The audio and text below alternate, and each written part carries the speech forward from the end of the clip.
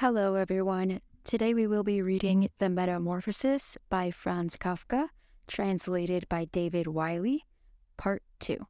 It was not until it was getting dark that evening that Gregor awoke from his deep and coma-like sleep. He would have woken up soon afterwards anyway, even if he hadn't been disturbed, as he had had enough sleep and felt fully rested. But he had the impression that some hurried steps and the sound of the door leading into the front room being carefully shut had woken him. The light from the electric street lamps shone palely here and there onto the ceiling and tops of the furniture, but down below, where Gregor was, it was dark. He pushed himself over to the door, feeling his way clumsily with his antenna, of which he was now beginning to learn the value, in order to see what had been happening there. The whole of his left side seemed like one painfully stretched scar, and he limped badly on his 2 rows of legs. One of the legs had been badly injured in the events of that morning. It was nearly a miracle that only one of them had been, and dragged along lifelessly. It was only when he had reached the door that he realized what it actually was that had drawn him over to it. It was the smell of something to eat. By the door there was a dish filled with sweetened milk with little pieces of white bread floating in it. He was so pleased he almost laughed, as he was even hungrier than he had been that morning, and immediately dipped his head into the milk, but he soon drew his head back again in disappointment. Not only did the pain in his tender left side make it difficult to eat the food, he was only able to eat if his whole body worked together as a snuffling whole, but the milk did not taste at all nice. Milk like this was normally his favorite drink, and his sister had certainly left it there for him because of that, but he turned, almost against his own will, away from the dish and crawled back into the center of the room. Through the crack in the door, Gregor could see that the gas had been lit in the living room. His father, at this time, would normally be sat with his evening paper, reading it in a loud voice to Gregor's mother and sometimes to his sister, but there was now not a sound to be heard.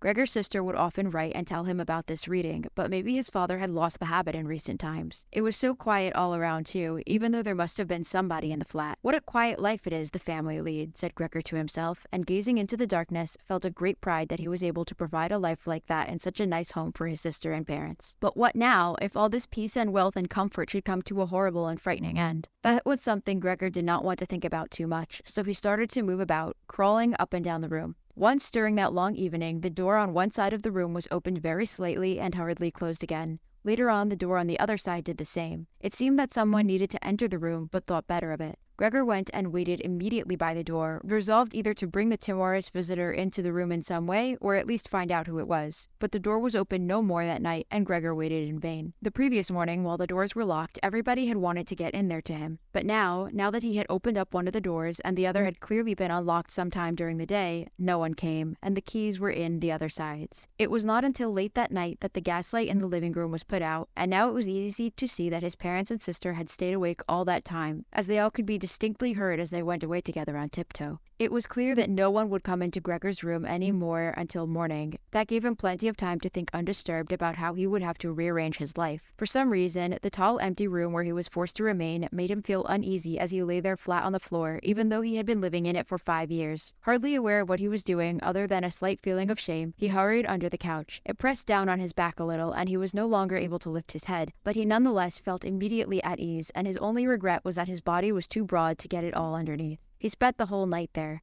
Some of the time he passed in a light sleep, although he frequently woke from it in alarm because of his hunger, and some of the time was spent in worries and vague hopes which, however, always led to the same conclusion. For the time being he must remain calm. He must show patience and the greatest consideration so that his family could bear the unpleasantness that he, in his present condition, was forced to impose on them. Gregor soon had the opportunity to test the strength of his decisions, as early the next morning, almost before the night had ended, his sister, nearly fully dressed, opened the door from the front room and looked anxiously in. She did not see him straight away, but when she did notice him under the couch, he had to be somewhere for God's sake, he couldn't have flown away. She was so shocked that she lost control of herself and slammed the door shut again from outside. But she seemed to regret her behavior as she opened the door again straight away and came in on tiptoe as if entering the room of someone seriously ill or even of a stranger. Gregor had pushed his head forward, right to the edge of the couch, and watched her. Would she notice that he had left the milk as it was, realize that it was not from any lack of hunger, and bring him in some other food that was more suitable? If she didn't do it herself, he would rather go hungry than draw her attention to it, although he did feel a terrible urge to rush forward from under the couch, throw himself at his sister's feet, and beg her for something good to eat. However, his sister noticed the full dish immediately and looked at it and the few drops of milk splashed around it with some surprise. She immediately picked it up, using a rag, not her bare hands, and carried it out.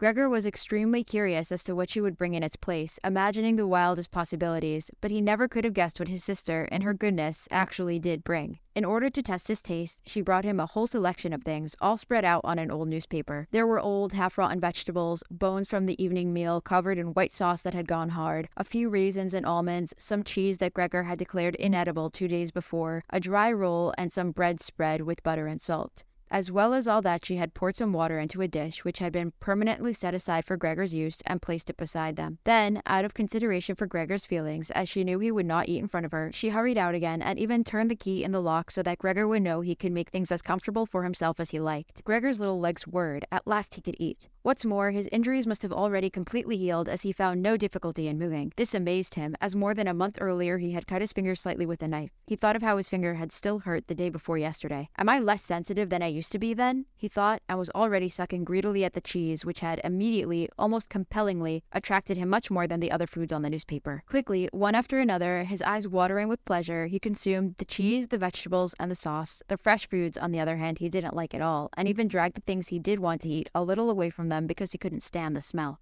Long after he had finished eating and lay lethargic in the same place, his sister slowly turned the key in the lock as a sign to him that he should withdraw. He was immediately startled, although he had been half asleep, and hurried back under the couch. But he needed great self-control to stay there even for the short time that his sister was in the room, as eating so much food had rounded out his body a little and he could hardly breathe in that narrow space. Half suffocating, he watched with bulging eyes as his sister unselfconsciously took a broom and swept up the leftovers, mixing them in with the food he had not even touched at all, as if it could not be used anymore. She quickly dropped it all in a bin, closed it with its wooden lid, and carried everything out. She had hardly turned her back before Gregor came out again from under the couch and stretched himself. This was how Gregor received his food each day now, once in the morning while his parents and the maid were still asleep, and the second time after everyone had eaten their meal at midday, as his parents would sleep for a little while then as well, and Gregor's sister would send the maid away on some errand. Gregor's father and mother certainly did not want him to starve either, but perhaps it would have been more than they could stand to have any more experience of his feeding than to be told about it, and perhaps his sister wanted to spare them what distress she could, as they were indeed suffering enough. It was impossible for Gregor to find out what they had told the doctor and the locksmith that first morning to get them out of the flat. As nobody could understand him, nobody, not even his sister, thought that he could understand them. So he had to be content to hear his sister's sighs and appeals to the saints as she moved about his room. It was only later, when she had become a little more used to everything, there was, of course, no question of her ever becoming fully used to the situation, that Gregor would sometimes catch a friendly comment, or at least a comment that could be construed as friendly. "He's enjoyed his dinner today," she might say when he had diligently cleared away all the food left for him. Or if he left most of it, which slowly became more and more frequent, she would often say sadly, "Now everything's just been left there again." Although Gregor wasn't able to hear any news directly, he did listen to much of what was said in the next room, and whenever he heard anyone speaking, he would scurry straight to the appropriate door and press his whole body against it. There was seldom any conversation, especially at first, that was not about him in some way, even if only in secret.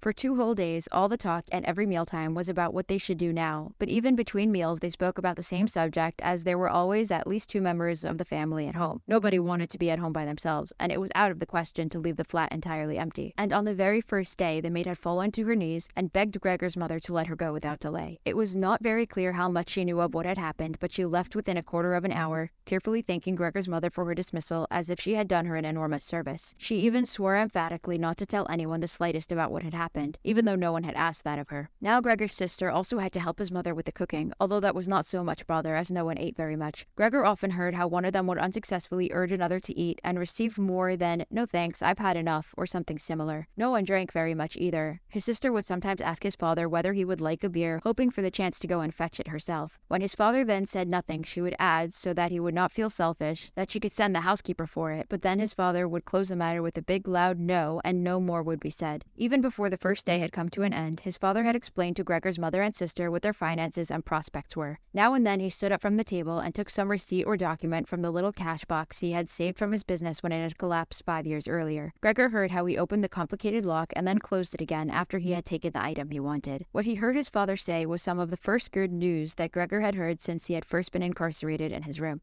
He had thought that nothing at all remained from his father's business. At least he had never told him anything different, and Gregor had never asked him about it anyway. Their business misfortune had reduced the family to a state of total despair, and Gregor's only concern at the time had been to arrange things so they could all forget about it as soon as possible. So then he started working especially hard, with a fiery vigor that raised him from a junior salesman to a traveling representative almost overnight, bringing with it the chance to earn money in quite different ways. Gregor converted his success at work straight into cash that he could lay on the table at home for the benefit of his astonished and delighted family. They had been good times, and they had never come again, at least not with the same splendor, even though Gregor had later earned so much that he was in a position to bear the costs of the whole family, and did bear them. They had even got used to it, both Gregor and the family. They took the money with gratitude, and he was glad to provide it, although there was no longer much warm affection given in return. Gregor only remained close to his sister now. Unlike him, she was very fond of music and a gifted and expressive violinist. It was his secret plan to send her to the conservatory next year, even though it would cause great expense that would have to be made up for in some other way. During Gregor's short periods in town, conversation with his sister would often turn to the conservatory, but it was only ever mentioned as a lovely dream that can never be realized. Their parents did not like to hear this innocent talk, but Gregor thought about it quite hard and decided he would let them know what he planned with a ground announcement of it on Christmas Day.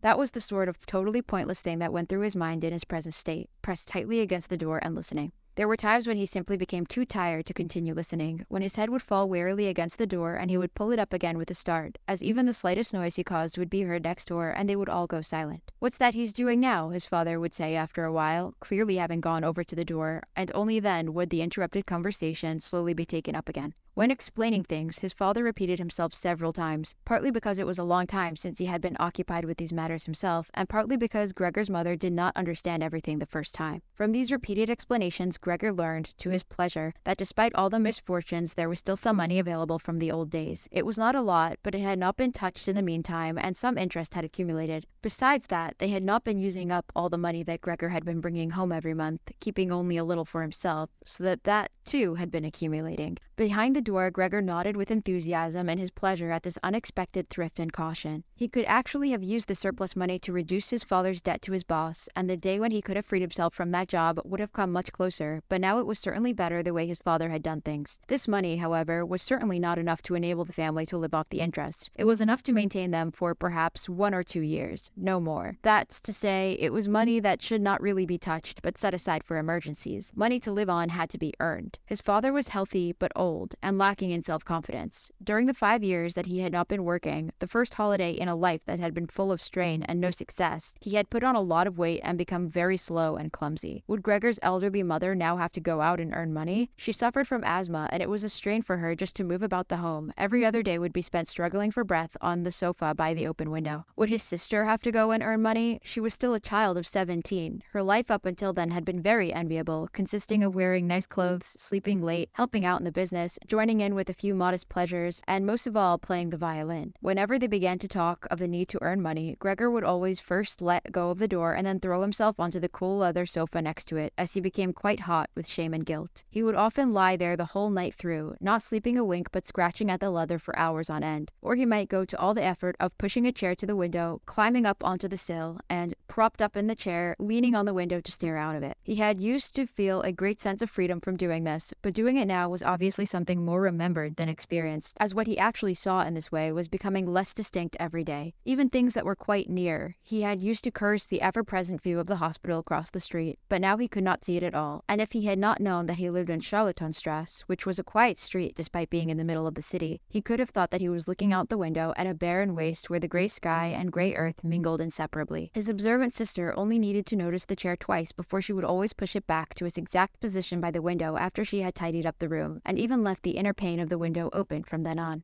If Gregor had only been able to speak to his sister and thank her for all that she had to do for him, it would have been easier for him to bear it. But as it was, it caused him pain. His sister, naturally, tried as far as possible to pretend that there was nothing burdensome about it, and the longer it went on, of course, the better she was able to do so. But as time went by, Gregor was also able to see through it all so much better. It had even become very unpleasant for him now, whenever she entered the room. No sooner had she come in than she would quickly close the door as a precaution so that no one would have to suffer the view into Gregor's room.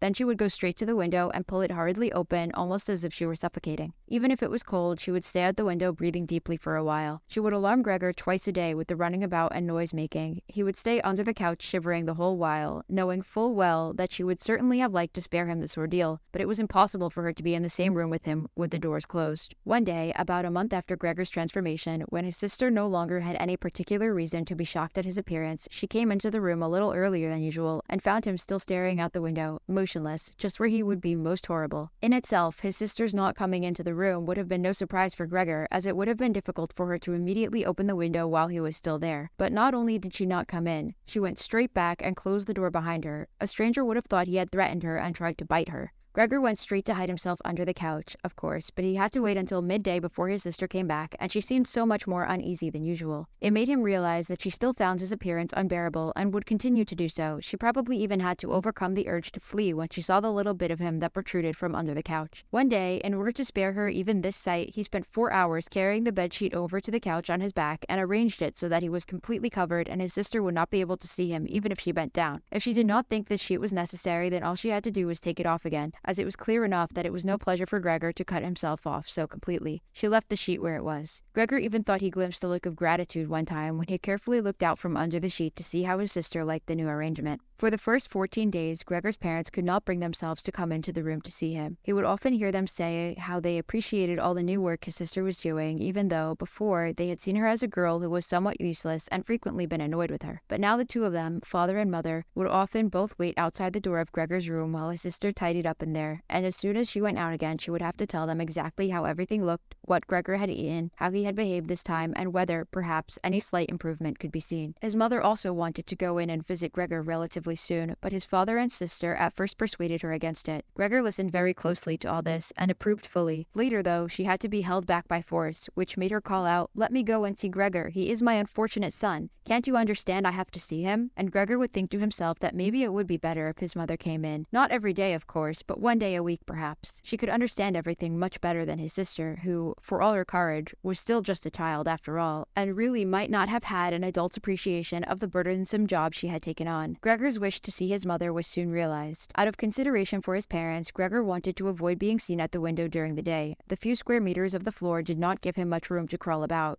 It was hard to just lie quietly through the night. His food soon stopped giving him any pleasure at all, and so, to entertain himself, he got into the habit of crawling up and down the walls and ceiling. He was especially fond of hanging from the ceiling. It was quite different from lying on the floor.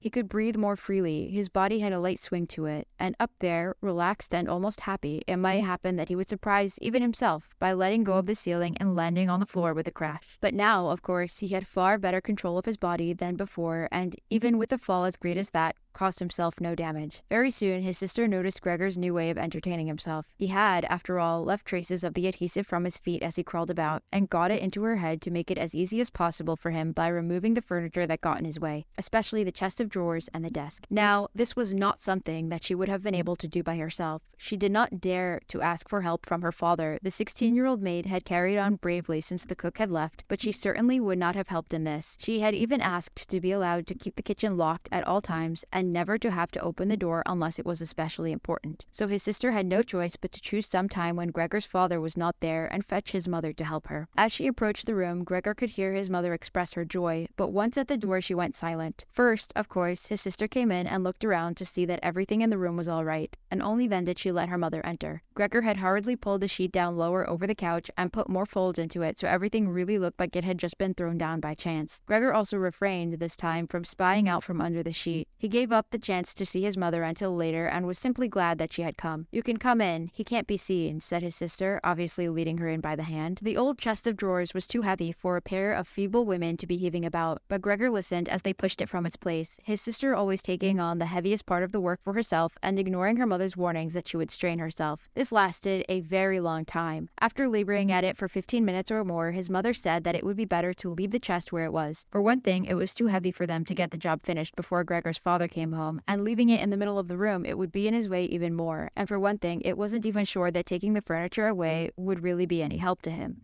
She thought just the opposite. The sight of the bare walls saddened her right to her heart, and why wouldn't Gregor feel the same way about it? He'd been used to this furniture in his room for a long time, and it would make him feel abandoned to be in an empty room like that. Then, quietly, almost whispering, as if wanting Gregor, whose whereabouts she did not know, to hear not even the tone of her voice, as she was convinced that he did not understand her words, she added, "And by taking the furniture away, won't it seem like we're showing that we've given up all hope of improvement and we're abandoning him to cope for himself? I think it'd be best to leave the room exactly the way it was before, so that when Gregor comes back to us again, he'll find everything unchanged and he'll be able to forget the time in between all the easier." Hearing these words from his mother made Gregor realize that the lack of any direct human communication, along with the monotonous life led by the family during these 2 months, must have made him confused. He can think of no other way of explaining to himself why he had seriously wanted his room emptied out. Had he really wanted to transform his room into a cave? A warm room fitted out with the nice furniture he had inherited? That would have let him crawl around unimpeded in any direction, but it would also have let him quickly forget his past when he had still been human. He had come very close to forgetting, and it had only been the voice of his mother, unheard for so long, that had shaken him out of it. Nothing should be removed. Everything had to stay. He could not do without the good influence the furniture had on his condition, and if the furniture made it difficult for him to crawl about mindlessly, that was not a loss, but a great advantage. His sister, unfortunately, did not agree. She had become used to the idea, not without reason, that she was Gregor's spokesman to his parents about the things that concerned him. This meant that his mother's advice now was sufficient reason for her to insist on removing not only the chest of drawers and the desk, as she had thought at first, but all the furniture apart from the all-important couch. It was more than childish perversity, of course, or the unexpected confidence she had recently acquired that made her insist. She had indeed noticed that Gregor needed a lot of room to crawl about in, whereas the furniture, as far as anyone could see, was of no use to him at all. Girls of that age, though, do become enthusiastic about things and feel they must get their way whenever they can. Perhaps this is what tempted Greet to make Gregor's situation even more shocking than it was, so she could do even more for him. Greet would probably be the only one who would dare enter a room dominated by Gregor crawling about the bare walls by himself, so she refused to let her mother dissuade her. Gregor's mother already looked uneasy in his room. She soon stopped speaking and helped Gregor's sister to get the chest of drawers out with what strength she had. The chest of drawers was something that Gregor could do without if he had to, but the writing desk had to stay. Hardly had the two women pushed the chest of drawers,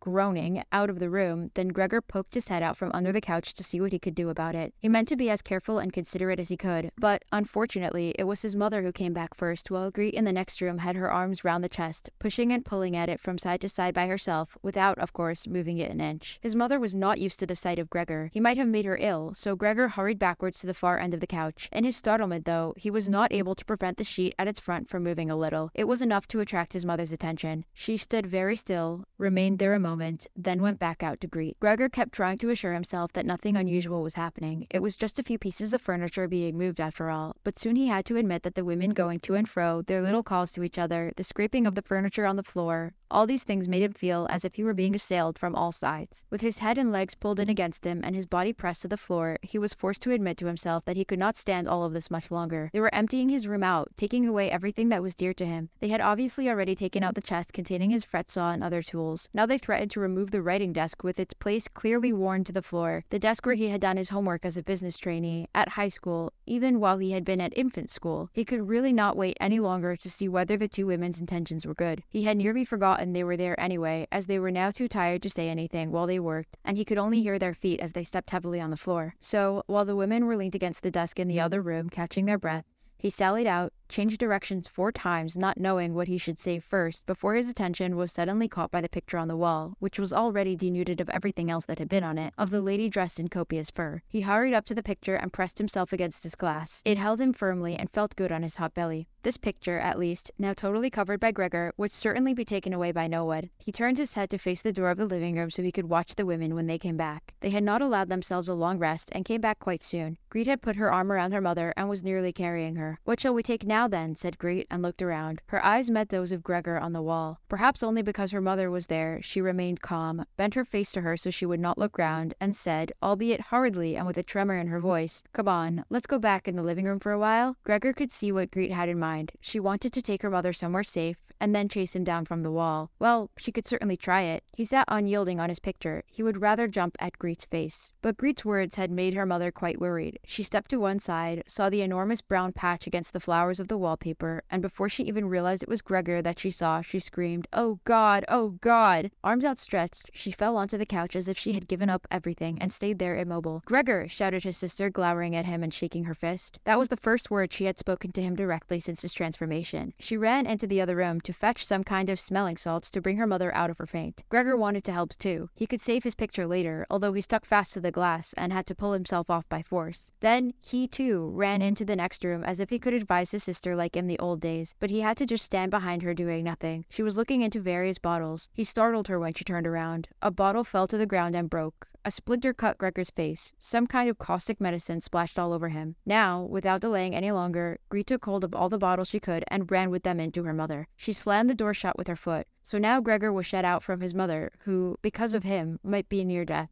He could not open the door if he did not want to chase his sister away, and she had to stay with his mother. There was nothing for him to do but wait. And, oppressed with anxiety and self-reproach, he began to crawl about. He He crawled over everything, walls, furniture, ceiling, and finally, in his confusion, as the whole room began to spin around him, he fell down into the middle of the dinner table. He lay there for a while, numb and immobile. All around him was quiet. Maybe that was a good sign. Then there was someone at the door. The maid, of course, had locked herself in her kitchen so that Greet would have to go and answer it. His father had arrived home. "What's happened?" were his first words. Greet's appearance must have made everything clear to him. She answered with subdued voice and openly pressed her face into his chest. "Mother's fainted, but she's better now." Gregor got out. "Just as I expected," said his father. "Just as I always said, but you women wouldn't listen, would you?" It was clear to Gregor that Greet had not said enough and that his father took it to mean that something bad had happened, that he was responsible for some act of violence. That meant Gregor would now have to try to calm his father, as he did not have the time to explain things to him, even if that had been possible. So he fled to the door of his room and pressed himself against it so that his father, when he came in from the hall, could see straight away that Gregor had the best intentions and would go back into his room without delay, that it would not be necessary to drive him back, but that they had only to open the door and he would disappear. His father, though, was not in the mood to notice subtleties like that. "Ah!" he shouted as he came in, sounding as if he were both angry and glad at the same time. Gregor drew his head back from the door and lifted it towards his father. He really had not imagined his father the way he stood there now. Of late, with his new habit of crawling about, he had neglected to pay attention to what was going on the rest of the flat the way he had done before. He really ought to have expected things to have changed. But still was that really his father? The same tired man as used to be laying there entombed in his bed when Gregor came back from his business trips, who would receive him sitting in the armchair in his nightgown when he came back in the evenings, who was hardly even able to stand up, but, as a sign of his pleasure, would raise just his arms, and who, on the couple of times a year when they went for a walk together on a Sunday or a public holiday, wrapped up tightly in his overcoat between Gregor and his mother, would always labor his way forward a little more slowly than them, who were already walking slowly for his sake, who would place his stick down carefully, and, if he wanted to say anything, would invariably stop and gather his companions around him. He was standing up straight enough now, dressed in a smart blue uniform with gold buttons, the sort worn by the employees at the banking institute. Above the high stiff collar of the coat, his strong double chin emerged. Under the bushy eyebrows, his piercing dark eyes looked out fresh and alert. His normally unkempt white hair was combed down painfully close to his scalp. He took his cap, with its gold monogram from, probably, some bank, and threw it in an arc right across the room onto the sofa, put his hands in his trouser pockets, pushing back the bottom of his long uniform coat,